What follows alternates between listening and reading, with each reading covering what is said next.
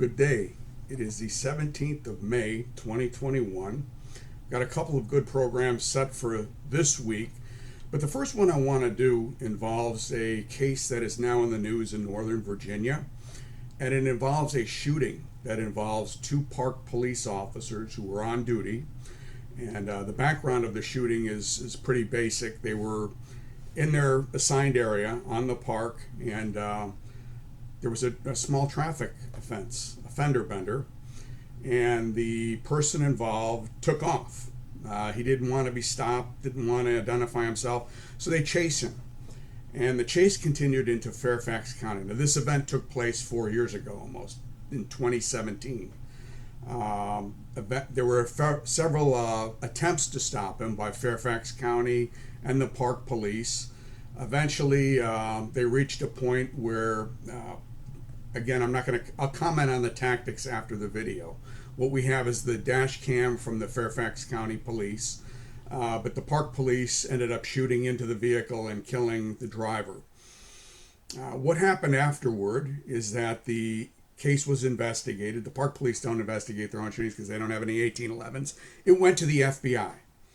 And again, I've done a previous video on this, on federal shootings, when federal agents shoot. It's called when feds shoot. But it's when they shoot, what the procedure is. It's pretty much the same in every agency. Okay, you're given time to compose yourself. You speak with an attorney. The Justice Department decides whether to represent you. And then, eventually you give your statement. Okay, the FBI submitted it to the Justice Department. Justice Department declined to prosecute the officers. But what happened was, there was a new prosecutor in the Commonwealth of Virginia and in the county of Fairfax, a progressive prosecutor named Steve Descano, who was elected in 2018. And he lamented the fact that the federal government did not cooperate in his grand jury investigation. And then he indicted the two officers in state court. To make a long story short, what happened was that their case has just been discharged to federal court. U.S. District Court judge said I'm not going to allow the case to be tried as it is right now in Fairfax County. They have to be tried before a federal judge. And I'm going to explain the doctrine and everything else in a few moments. But let's watch the video. It's about 4 minutes long. And then afterward, I'm going to comment on the tactics a little bit. I'm going to comment on the, how well the officers acted. And that's one aspect of it, the tactics, but then also the legal aspects. So we'll talk about that in a moment.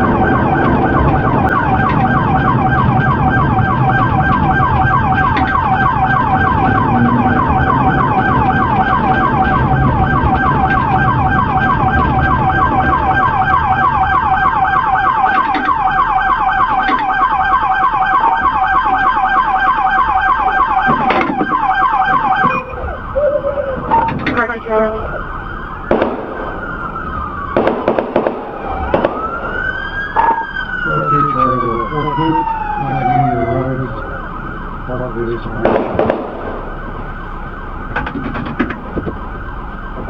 Alexandria Avenue and Parkway is firing shots at everyone.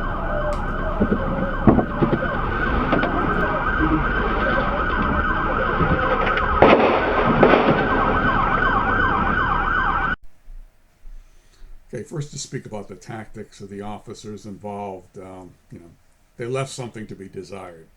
Number one, if you're ever pursuing a car and you have a vehicle behind, you don't put your vehicle directly in front because there's a danger of a crossfire. And secondly, the guy may step on the gas and crush you, but that didn't happen in this case. So the officers, thank God, are fine. But as to how was the case investigated? Well, whenever a federal agency is involved, there's a very, very cut and dried procedure that is followed, and I'm sure it was followed in this case. The officers did not give statements to the local police. The FBI would have investigated the shooting because the FBI has jurisdiction, would have investigative jurisdiction over the park police. The park police don't have their own investigators. The DEA does. But they would have investigated it. Probably the investigators would have given their statements after they've had an opportunity to compose themselves and speak to an attorney and get some rest. And then what happened is that the case was presented to the Justice Department and no charges were filed. Now that probably would be enough usually, but in 2018, a progressive man was elected to the Commonwealth as Commonwealth Attorney in Fairfax, Mr. Descano. I'm going to put on a very short press conference, part of a press conference that he did because he indicted the officers and he lamented again that the federal government didn't assist him in the investigation. Good evening. Thank you for coming. I'm Fairfax County Commonwealth's Attorney Steve Descano, and I'm here to give you an update on the Bijan Gazar U.S. Park Police shooting case. Bijan Gazar was an individual that was involved in a minor traffic accident and was shot and killed by law enforcement officers minutes later. On a relatively uneventful night in 2017, Bijan was struck by another car, left the scene, and thereafter failed to pull over for U.S. Park Police. None of that should have led to his death. It left a family with a great loss and a community with a lot of unanswered questions. Today, we move a step closer to answers. I'm announcing that the Fairfax County Commonwealth's Attorney's Office has secured indictments against 2 federal officers who shot and killed Bijan Gazar. Each officer was indicted separately for 1 count of manslaughter and 1 count of reckless discharge of a firearm. Over the last few months, a special grand jury was planned for and convened at my request for the sole purpose of investigating. Making this more difficult was the U.S. Department of Justice's refusal to produce witnesses for the benefit of our grand jury or our trial. Without our ability to call those witnesses, it rendered their investigation and the valuable evidence they collected unusable at trial. To move this case forward, we had to rely purely on evidence collected by the Fairfax County Police Department. Now, why would such a thing happen? Why would the U.S. government not participate in a grand jury, a state grand jury? And the answer is fairly simple. I'm going to put on a very short clip on the legalities, but again, it's based on the Supremacy Clause of the U.S. Constitution that no state can regulate or criminalize the activities of federal officers, so long as the officers are acting within the scope of their employment and are reasonable. And furthermore, federal agents are not required to even collaborate with state officials. What happened then is he filed the indictments. The U.S. Department of Justice then filed a countersuit in U.S. District Court, and the case was discharged to the United States District Court in the Eastern District of Virginia, which will then hold a hearing to determine whether the officers acted within the scope of their employment and whether their actions are reasonable. And in just about every case that has ever happened, their actions have been found to be reasonable, and the cases in such circumstances were dismissed. And this summarizes the legality of the state investigation and the state prosecution. And basically, the theory, because what has happened is that the state indictment was discharged to federal court by a U.S. District Court judge. And it was done under the theory of sovereign immunity, which means that, in general, federal agents who act within the scope of their employment and act reasonably are immune from civil suit and criminal prosecution in state courts. And this entire theory is based on a precedent from back in 1896, the Nagel case. And Nagel was a deputy U.S. Marshal assigned to as a bodyguard to Associate Justice Stephen Field of the U.S. Supreme Court. And as they were making their way on a train through California, again, this is 1896, an unhappy man approached Justice Field on a train and made a furtive move as if he were going for a weapon, and Nagel shot and killed the would-be assailant, who turned out to be unarmed. And Nagel was indicted for murder in California.